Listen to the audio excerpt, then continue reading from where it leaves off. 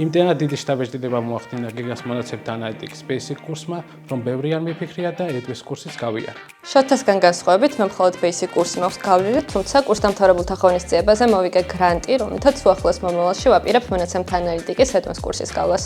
მიხარია, რომ გეგასთან სწავლის შესაძლებლობა კიდევ ერთხელ მექნება. Basic კურსის გავლის შემდეგ კომპანიაში უკვე დავიწყეთ Power BI-ის დანერგვა, რომელთან დაკავშირებულ სამუშაოებსაც თავისუფლად უმკლავდები.